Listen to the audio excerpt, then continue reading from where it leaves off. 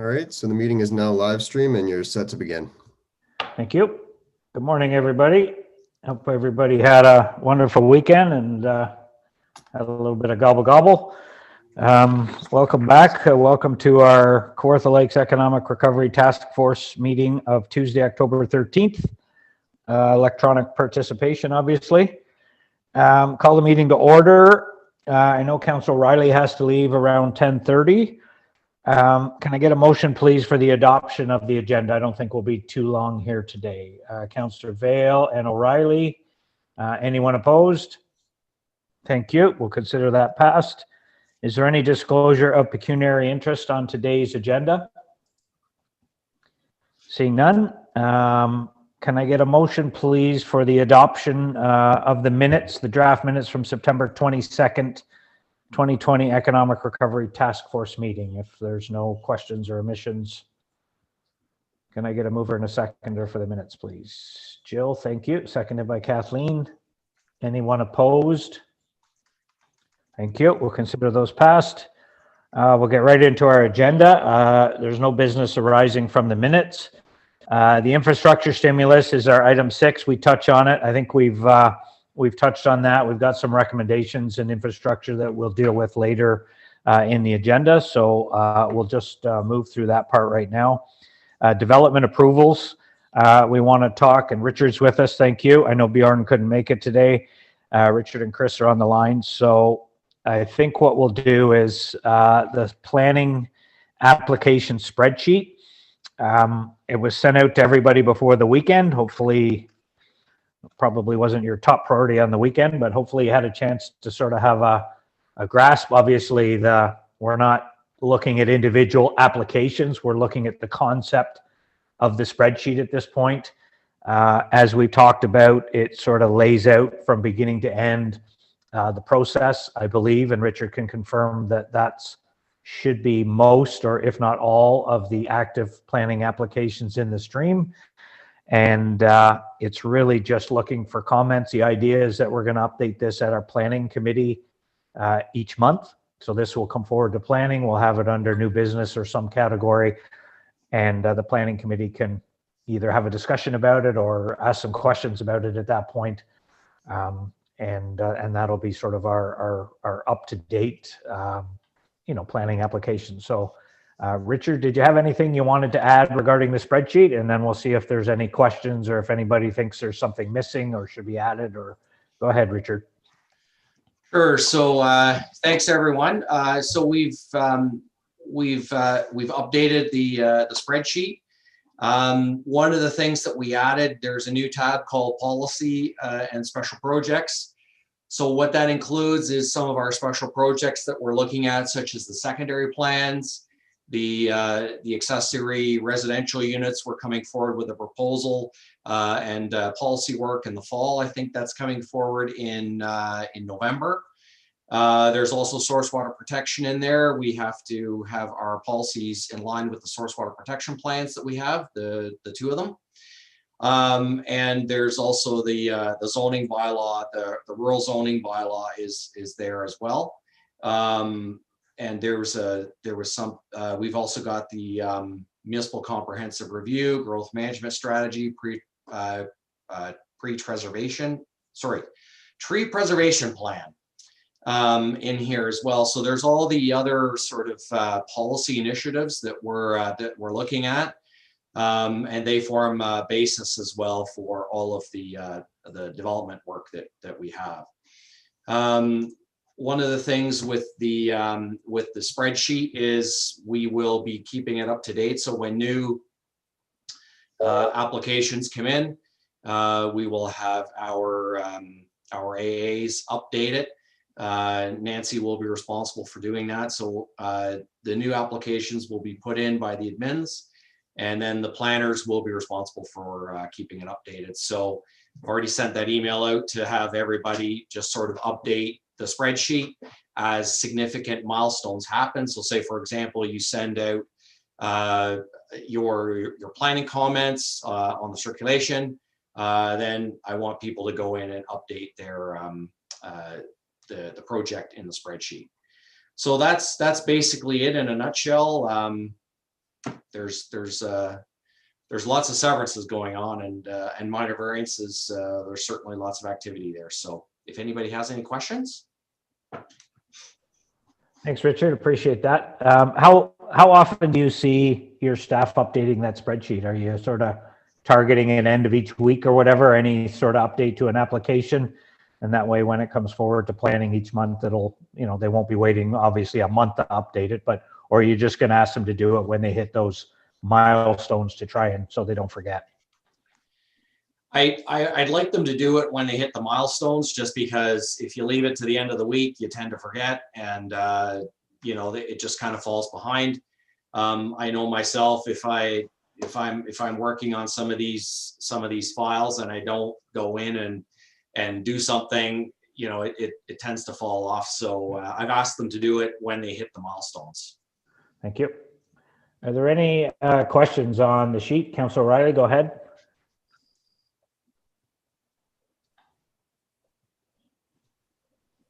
Can you hear me? Yep. Yeah, okay. Thanks to Richard. I know we discussed that maybe majority of stuff's going to be reviewed each month at the planning meeting, like special projects and some of the other studies. Do they need to be updated every month, or is that your plan? Well, they need to be updated as we hit major milestones. Now, the milestones for those projects are different than they are for the development applications. It's not the same type of milestone. And although we have that sort of the same headings at the top of the spreadsheet, I think they'll probably need to be modified because the milestones are totally different. They don't follow that same kind of patterning. The only thing that's the same in those for those projects is the need for a public meeting. But the whole process that happens before is totally different. So but the same thing, we hit major milestones on those projects. They need to go in, like, for example, the rural zoning bylaw. If we have a technical advisory committee meeting or a task force meeting that needs to go into there, showing that we've hit that milestone, or when we have the public sessions as well. So those kind of milestones need to be hit. Some of the milestones, say, for example, for the secondary plans, when we start either getting in settlements or hitting tribunal meeting dates, those types of milestones should be in there as well. So, thank you. Kathleen, you had a question? Go ahead. Yes, but it's not on the actual sheet. It's just on circulation. So should I ask it now or later? Sure. Ask it now. Sure. Thanks, Richard. And thanks for this. It's great to see it all in front of us and we know where it's going. So I'm wondering, when does KRCA get circulated for their comments? Well, they get circulated when the application gets circulated generally. So when we circulate it out for comment, that's when they get circulated. Okay, so when it gets sent to our staff for comment as well, like at the same time, or does it get circulated later than when our staff does, when our staff receives it? Typically, everything gets circulated at the same time. Now, I mean, it doesn't. There are a couple of applications that might get circulated a little sooner. For example, we have one at the very north end of Lindsay, the Ibrans application. I mean, that's just massive. So yeah, we sort of did a pre-circulation for that. But typically we circulate everybody together because that way nobody's left out. Everyone has the same amount of time. So, I mean, as I say, if you need an extension, you let us know. But the expectation is to try to get the comments to everybody at the same time. Thank you. And are you having an issue with getting comments back right now from anything from the agencies to, our own departments? I think that I think some of the larger applications, I think we've had a bit of an issue with them. I mean, it's because they're extremely complex there, and there's a lot of reports to deal with. The easier the application, the quicker we do get the comments. But if it's very involved and very technical, yes, we've had some challenges. But I think that we've had some challenges across the board because, you know, if you've got a dozen reports that you've got to look at and you know, 6 sets of drawings, it's not as easy to review as if you've got, you know, 1 report and 2 drawings, right? Okay, thank you. One other thing, I have a question because it's something that I dealt with in the past. When planning sends out the comments, how come planning doesn't put their own comments on? Because they're really the basis of it all, because they're the land use. So they're like, that's actually how people can do things or not do things. So I'm just wondering why planning doesn't put their comments out so everybody else has an idea of exactly what's going on before they have to comment.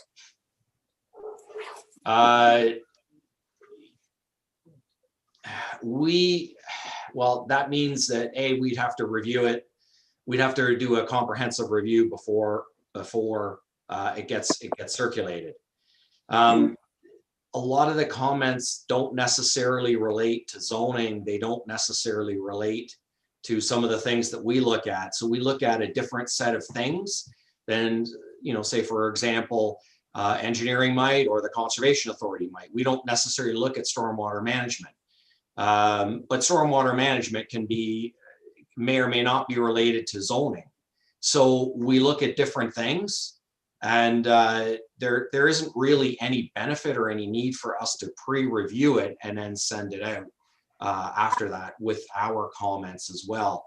All of the agencies sort of look at different aspects, and so we look at a different aspect from, say, the building department.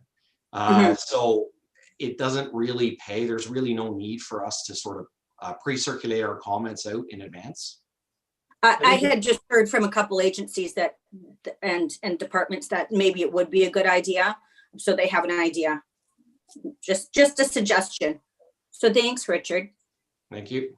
Also, just to add, a lot of times the planning comments are related to what we get back from the agencies. So, you know, it might be that before we get comments back, we may be supportive, but then when we get the comments back from KRCA or Ministry of Transportation or whatever, maybe we change our impression or our opinion because, you know, what they've provided makes sense, or, you know, so at the end of the day, we're the collection agency of all of those comments, and our recommendations are a culmination or a combination of all of those comments. So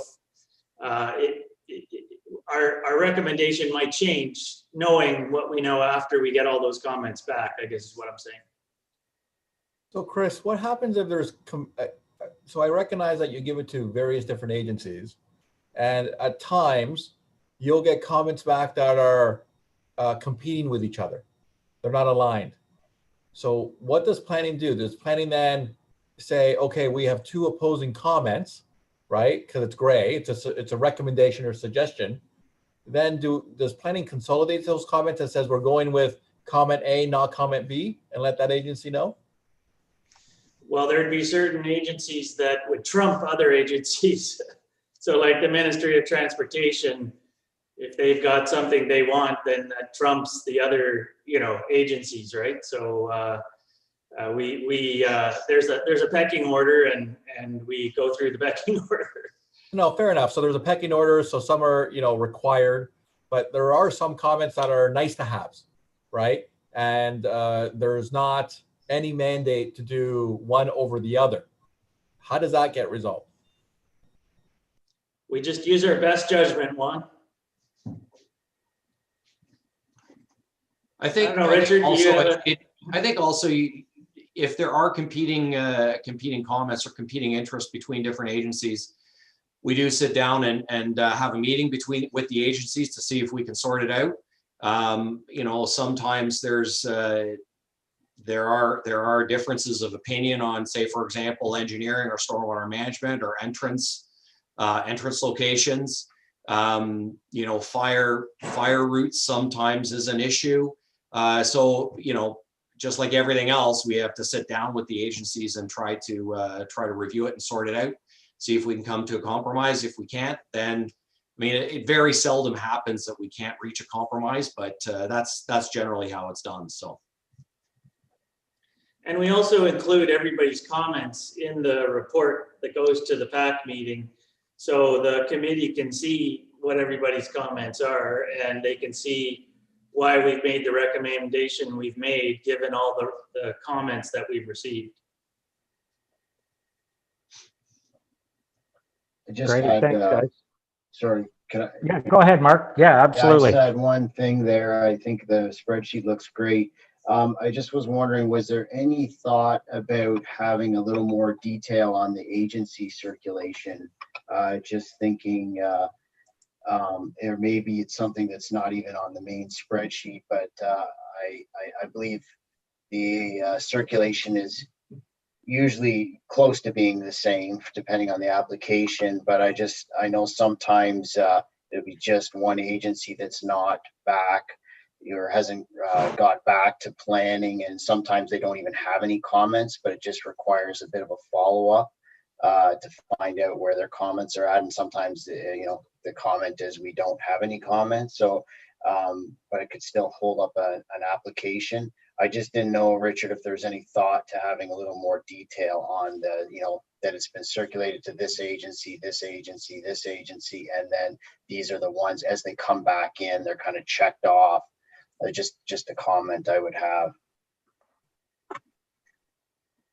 It's not something that we've thought about, no. I mean, it would start to make the spreadsheet quite cumbersome and huge. I think if we were to include agency circulation, the list of agencies, as well as the date, like for example, we have an agency circulation spreadsheet that's quite large, and that's what we use for each file to that's how they're tracked. It would make this spreadsheet quite substantially larger. For example, you might have an application that has 3 agencies. You might have one that has 30 or 40 agencies. So it would make it quite cumbersome, right? I'm not sure. Yeah. Not sure that's necessarily I guess the point of this, myself personally. Yeah. I mean, we track them within the file itself. So I think. Yeah, no, that makes sense. I agree. I just, it sounds like you're tracking it elsewhere anyways. I was just curious. So it sounds like you already have a system for that. So yeah, that's great.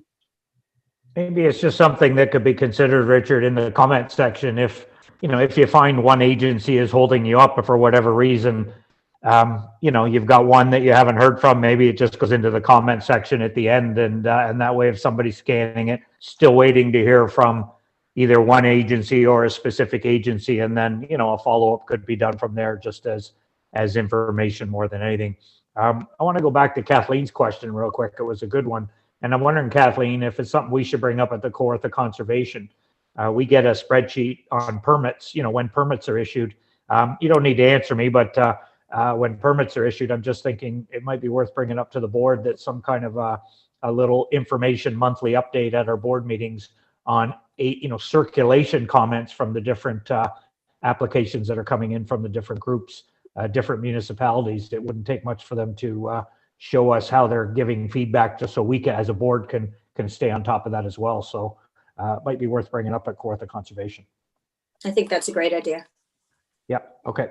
Mark, I just wanted to ask you again, if you don't mind, as a builder developer, if this was your business, do you see this spreadsheet as a valuable tool? I mean, do you see this as something you would ask your staff to do if you were doing what Chris and Richard are doing, and sort of laying it out and as a way of sort of, keeping that information in front of us and keeping things moving it on? I mean, in your professional opinion, do you see this as a valuable asset moving forward? Yeah, absolutely. I think it's great. I think it's a great way for planners to get an overview of what's happening, what the workload is for planning ahead. I think it's a really valuable tool.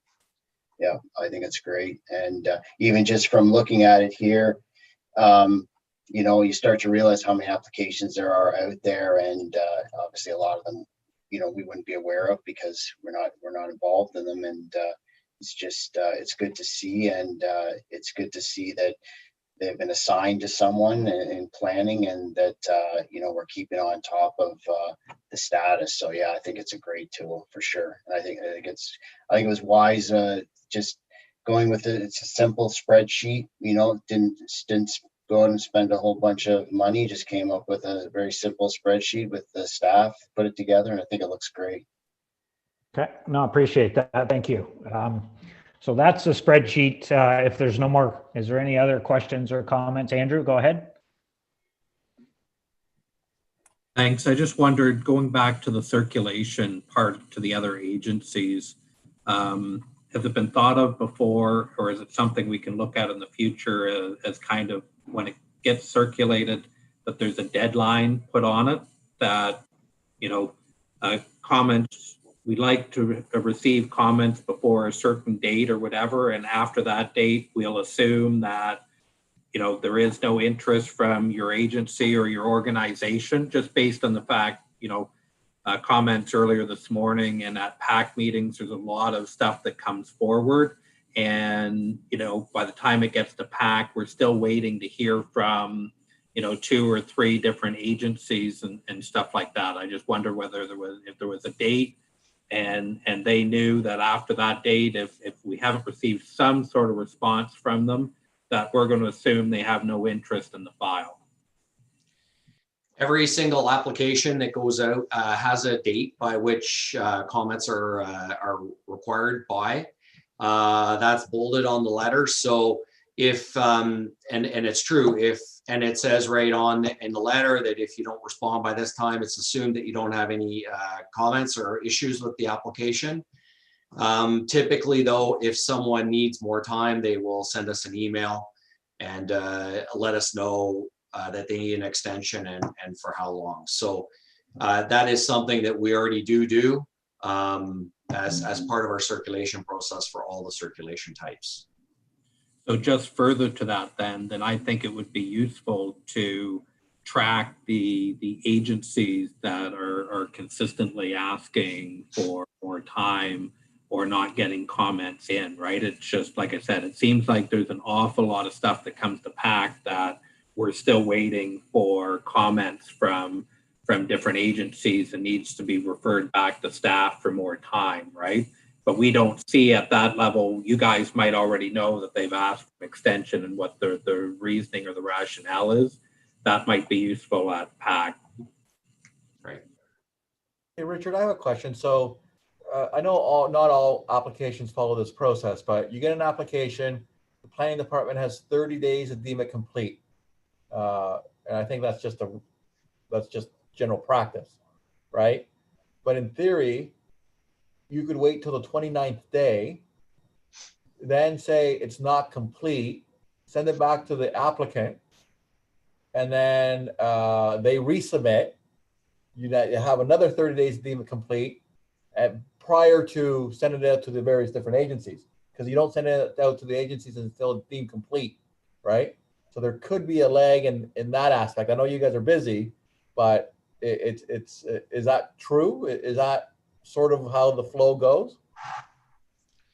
So under the Planning Act, we have 30 days to deem an application complete. So what we're trying to do is once an application moves in or comes in, start to look at it in the first week or second week it's in, rather than waiting for the full 30 days.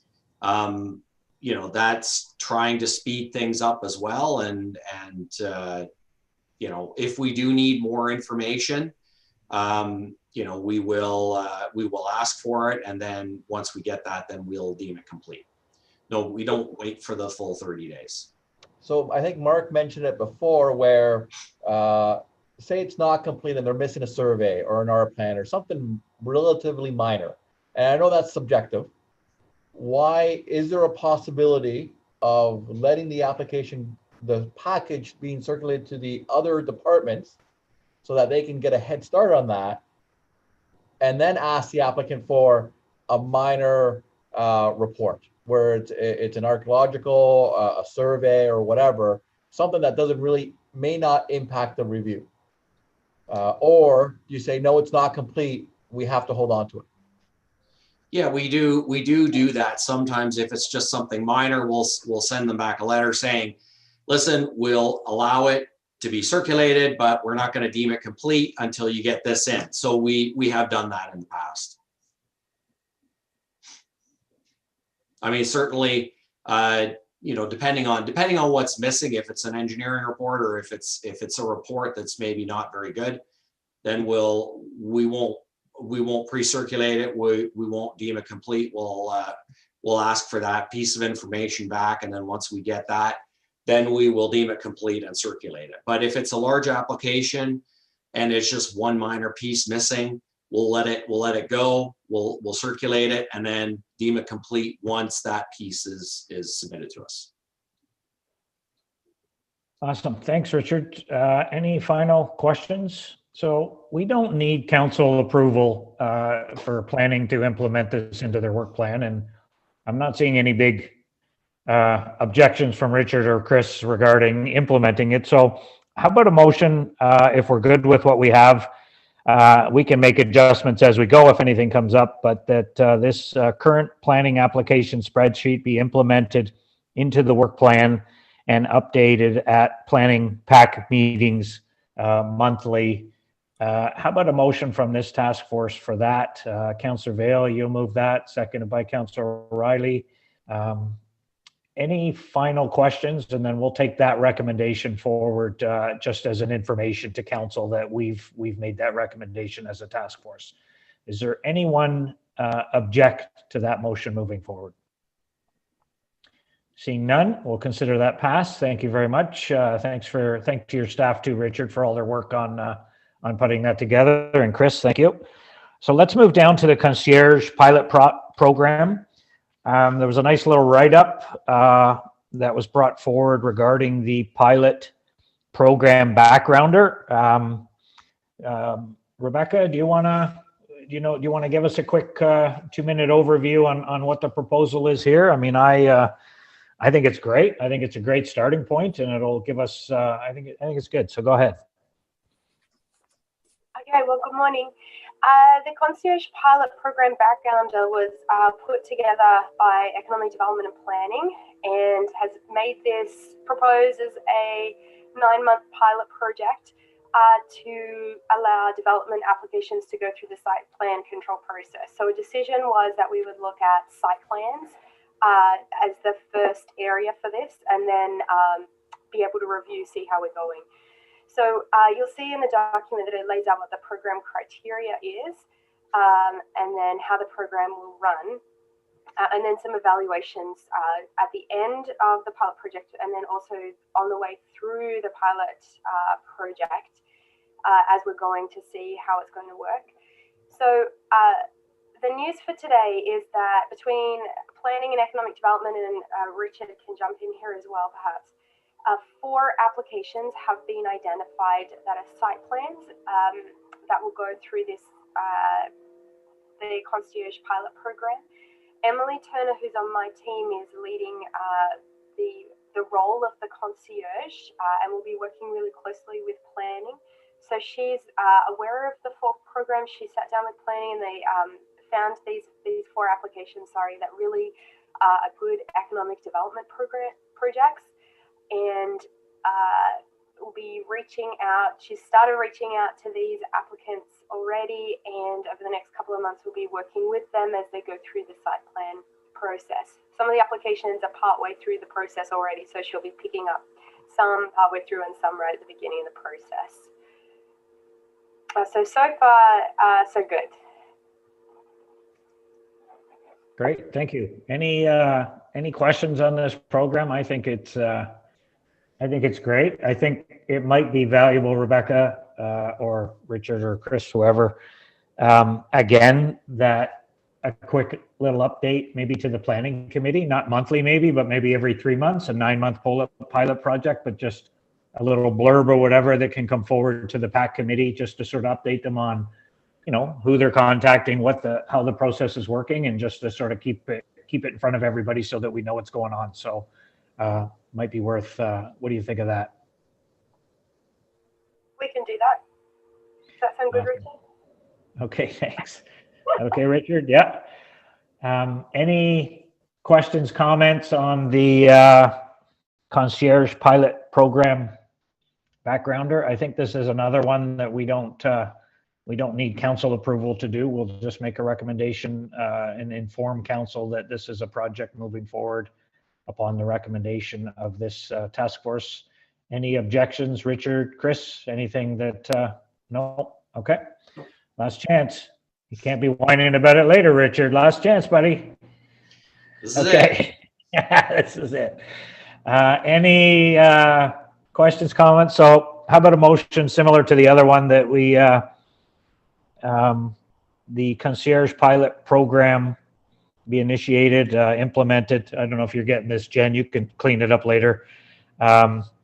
Be implemented for a 9-month pilot project, and updated every 3 months at the PAC committee meeting. How does that sound? Maybe just reference the document that's on our agenda today that sort of outlines the program. So the concierge pilot program as per the outline, if you can put that in, Jen, as per the outline on the agenda today. And that's the outline we'll forward to council so that they can see it as well. Thank you, Chris. Can I get a mover? Andrew, Councillor Vale, you said you'd move that? Okay. Seconder? Kathleen, thank you. Any final questions on that concierge? Just a quick question. The updated pack, is that just a verbal? So should it maybe just be something under other business as a verbal update, or what? How do you sort of see the update going? I think it can be under other business, but I think it should probably just be as much as, you know, a page written report as an update on how it's going, rather than a verbal. And maybe, you know, Emily can speak to it if she's available, or yourself, just to sort of, you know, the communication's good. We've reviewed a couple of, you know, just a real sort of general on how it's going, what's working, what's not working. And, you know, we can always make adjustments as we go, but at least it sort of keeps it in front of all of us. So I think a little written is always good with an agenda if possible. Okay. Richard. Okay. Thank you. So we have a motion on the floor. Anyone object to that motion going forward? Seeing none, we'll consider it passed. Thank you. Are you good there, Jen? Did you get all that? Okay. I'll probably hear from her later, but she says, yeah. Okay, so let's move down to the business recovery, which is the task force recommendations to council. So again, Rebecca can give us a quick overview. She put this together. I certainly it wouldn't be this neat and organized if I did it, just for the record. But what we're planning on doing, and Rebecca, you can correct me if I'm wrong, is taking, this is just for the committee's review, sort of, and then what we'll do is we'll take this and put it into a formal report going forward with the resolutions on. We've broken it down into different areas where, you know, what we're sort of, what's already being done, current initiatives, what's being considered in the 2021 budget, short term, and then, you know, long-term considerations. So we want to separate some very, you know, specific recommendations that we want council to adopt moving forward. So we can go through that when it comes to the committee, the whole in November. But this is just sort of to give you an idea. I think we've captured everything over the months that we've talked about, short-term, long-term, current initiatives, and really this is out just for a review. If you think we've missed anything, if there's something that doesn't go far enough, now's the time to give your input. So did I miss anything, Rebecca? Do you want to, you put that together? So perhaps just to put it in context for everyone and to remind you, under your terms of reference, it's very specific what the purpose of this task force is. And just to remind you, we put them on the top of the draft action plan so that you are established to provide advice and recommendations to council and staff on resources and support to stimulate local economic recovery from the COVID-19 pandemic, and that you would focus on 3 strategic areas. And so your agendas have always been set up with these areas in mind: critical infrastructure investments, planning and development stimulus, and business recovery and support. So all of the actions that are listed here have been organized under things that are currently going on, 2021 budget considerations and longer term recommendations. They all fit under those three areas of priority, three strategic areas that you have. And in the background, staff have gone down this list of pieces that have come up, the actions that have come up, and all of them are tied to or mentioned in existing strategies that the city has. So they're listed under the Kawartha Lakes Corporate Strategic Plan, under the Economic Development Strategy. As the discussion we had last week, the Transportation Master Plan is there. Excuse me. So a lot of these actions are there in principle, or they are would require a slight reprioritization of those strategic documents. But I'm finding it encouraging to see that we're still heading in the right same direction, and that these reprioritizing these items will help advance where council has said that they want to go with the community. Rebecca, is it possible to share that document or share the screen? Do you have it available? Yes, give me one moment. I'm just looking at I see the agenda and I see Chris's or planning's spreadsheet, but that one wasn't circulated, unless I missed it. It's on the agenda that was went public, so it's on the website, but let me share my screen and we can all see it at the same time. Okay, are you seeing it okay? Yeah. Okay, so this is just the overview, and here you'll see all of the different actions. And a lot of these, as the mayor had said, are related to what council would need to approve for the 2021 budget and beyond. I'll just scroll down to the 2021 budget section. So this does not really take into account how we might internally in our own operations as departments shift what we're doing to move some of these items forward. So my only concern is the 2021 budget process has just started now.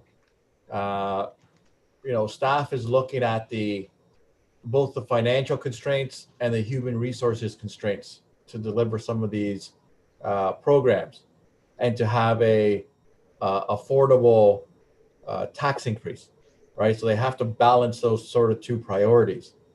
How does that feed into this spreadsheet if it's absent financial and human resources? Well, I can answer that one. It's Andy. I think council needs to have the whole picture in front of them when they're making budget decisions, later in the year, beginning of next year. I think this is one piece of that puzzle. We were asked to, bring forward recommendations from stimulate the local economy, and we've come forward with some recommendations that this committee, I think, feels will stimulate the local economy, and I think council needs to balance that against the other pressures that we have, many of which you spoke about, which is, what's an affordable tax increase? What are some of the other priorities?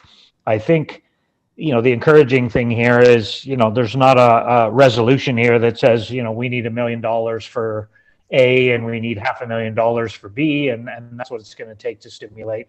I think then we'd be having, that's a very valid conversation. I think a lot of these recommendations already fit into our strategic plans. And it's just a question, as Rebecca said, of moving them forward a little quicker than maybe the plan was to help stimulate the economy. So I really think that's why we've got 2021 budget considerations, for council, so that when they balance that against the rest of that's what's going to come forward, then hopefully council can make an informed decision and prioritize it accordingly. So, I don't think that's within this committee's mandate. That's, council's going to have to look at that and see what's the importance of which of these, if all or all of them, or is there a few of these that they put a greater weight on than the others, and all we can do is make a recommendation from here. So yeah, the only thought I have, Andy, is that the column is 2020 budget considerations. Why can't it be considered between 2021 and 2024? Like, why does it have to be just 2021? And then the next column is long-term recommendations. So long-term is, to me, is 10 plus years.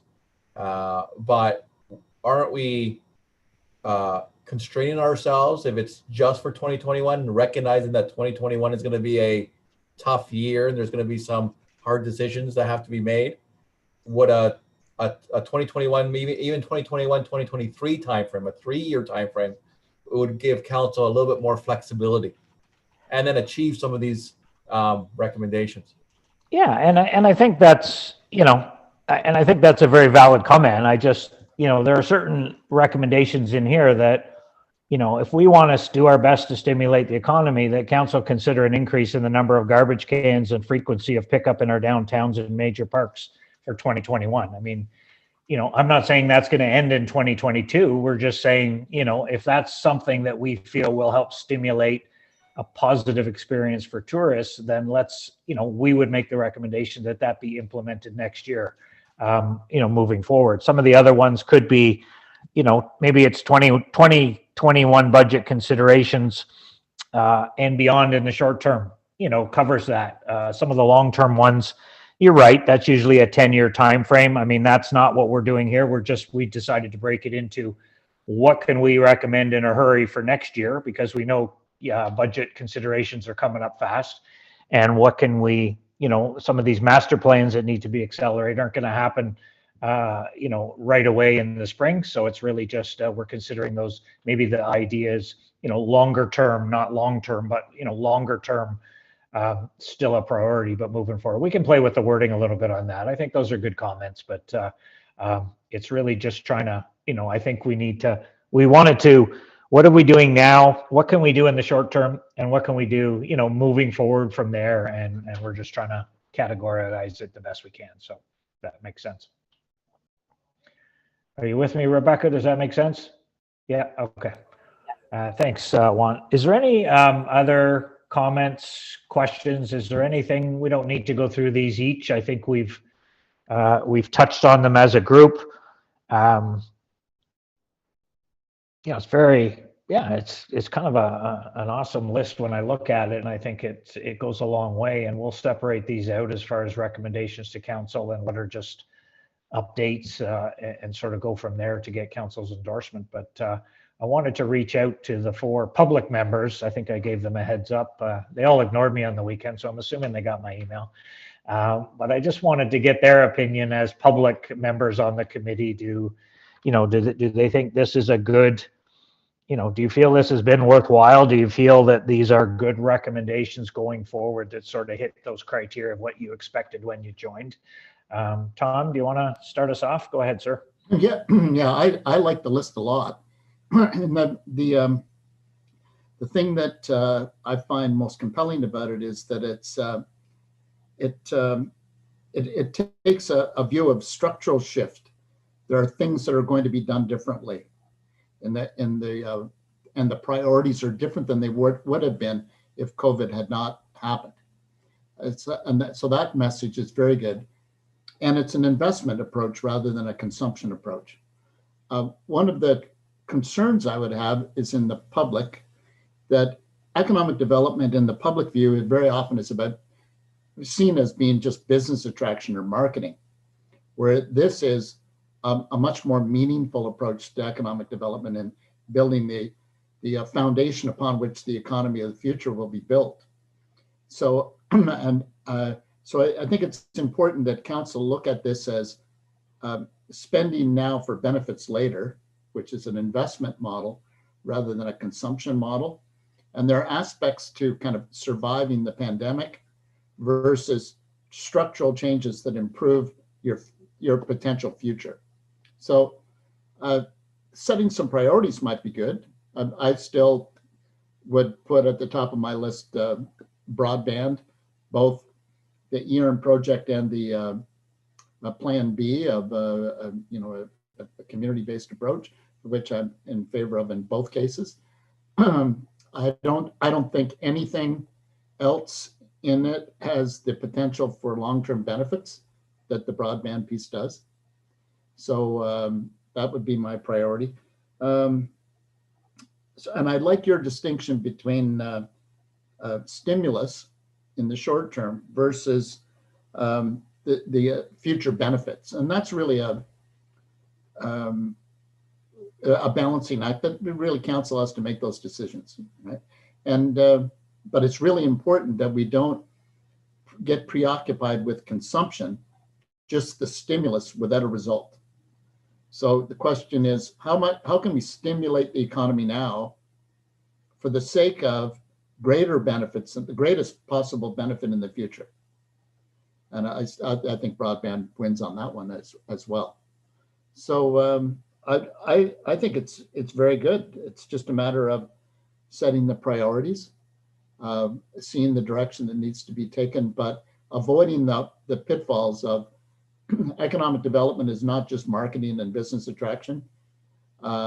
We do need stimulus, and we do need legacies that come from those projects. So that's where, very much an investment piece. If we go back to my earlier comments around transformational growth, this fits. The only thing that's missing, I think, is a way of measuring the outcomes along the way. And that's tricky.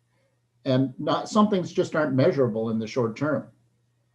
But just because it isn't measurable doesn't mean it doesn't have value.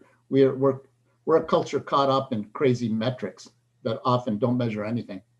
So I'd just as soon have a descriptive analysis of what's going on for things that are difficult to measure than trying to measure things that we're not even sure we can measure. So there needs to be some form of evaluation of the outcomes, but I think we also have to be transformational in looking at that as well.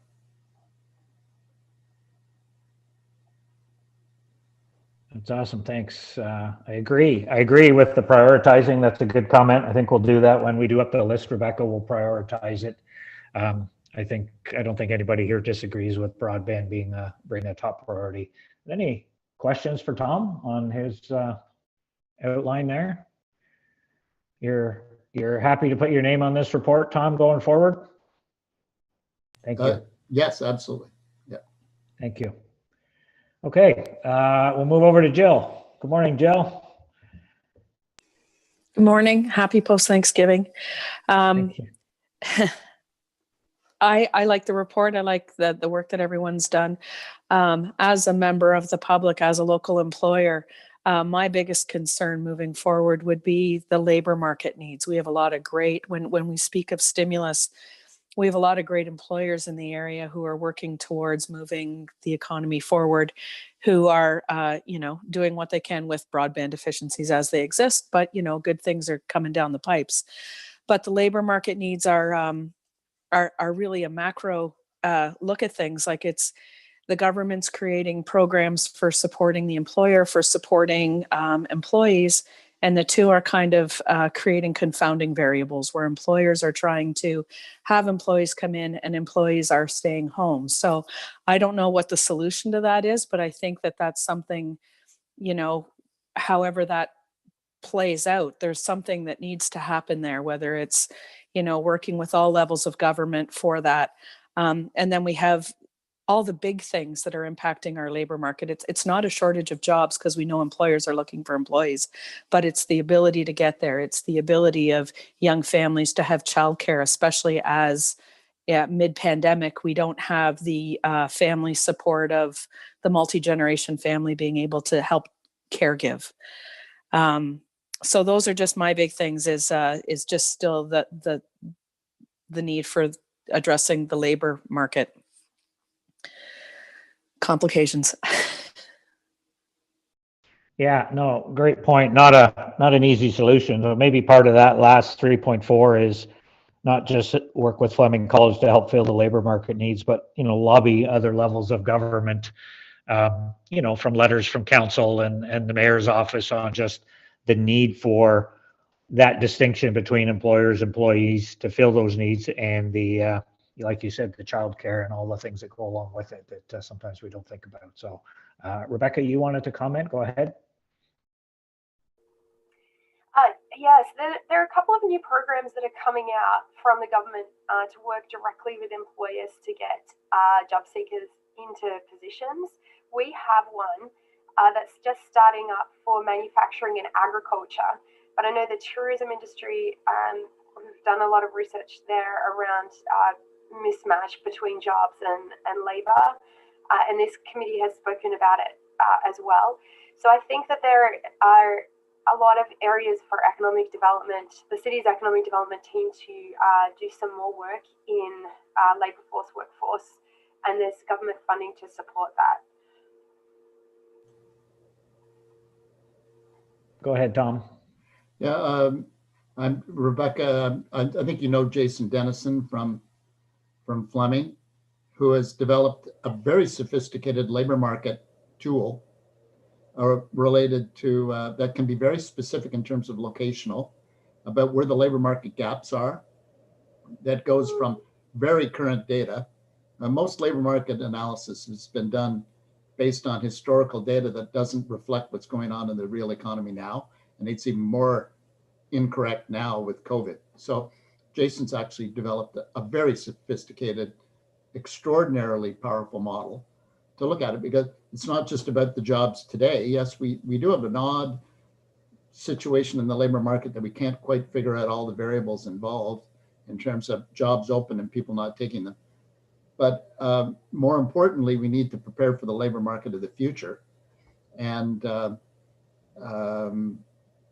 Jason has a lot of information about that. So rather than I throw in the dart at the wall or at the map and trying to figure out what's really going on, we need to have a more informed view of what the labor market really is and where it's going. And Jason at Fleming has the ability to do that. I've seen that model, and it's pretty phenomenal. And I think in local economic development, workforce, labor force, and the development of a labor force, which is outside the traditional realm of the municipality, is becoming more and more important. And it really ties into a discussion that this group's also had around resident attraction. Because when we hear around workforce gaps, and you actually dig down into the analysis and the data, you see that there's actually really high levels of participation within the primary working ages of our residents. So one of the challenges in Kawartha Lakes is that we have everybody who's a working age is pretty much gainfully employed working, but we've got a lot of people at different ends of the spectrum, which makes our participation rate fall and not look very impressive. So, and we know that we have an older population. So bringing down that the median age of the population and increasing the actual workforce that we have living in the community is it's very complex, but it's actually part of us being able to address some of these workforce challenges. So, and it does tie into that action item around working with Fleming, but also starting to think more strategically about workforce and who lives and works in the community. Thank you, Rebecca. Any questions for Jill on her comments? Are you happy, Jill, with this report going forward? Are you good? I'm good, thanks. Okay, appreciate that very much. Thank you. Hello, Mark. Go ahead.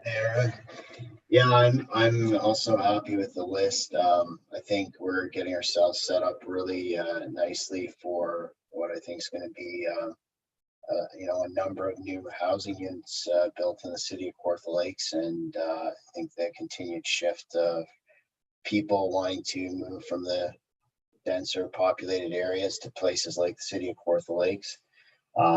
Hearing things about labor force shortages, perhaps that helps in terms of bringing younger demographics to the area. So hopefully that will be positive. I think the broadband obviously is a huge issue there, just to make sure that when people do get here, they're able to work efficiently. I'm also interested, I just been thinking a lot over the weekend just about transit in a place like the city of Kawartha Lakes. I think it's a challenge because of the geographic area, and I'm not sure if there's any models out there for rural transportation, ride sharing programs, whatever that might look like.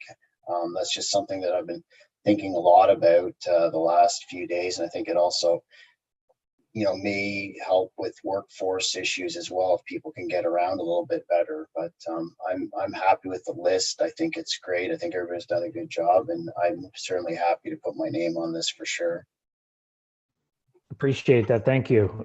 Yeah, one of the comments in the transit master plan specifically talks about rural transportation and not focusing on rural transit. Rural transportation in a municipality this size is not going to be about running a bus, around to all the different communities. It's just not feasible to do. So I think everybody, and when we adopted the transit master plan, which we'll look to accelerate, talks about, what is that hybrid model of, can we link A to B, but can we have other, whether it's community care and a rideshare program or, some kind of hybrid model that helps move people about our community, I think is a challenge. So it's purposely stayed away from the word transit, because transit sort of, refers back to a bus.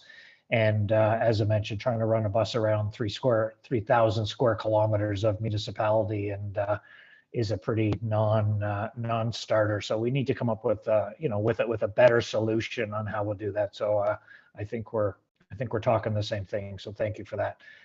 Any questions for Mark on his comments?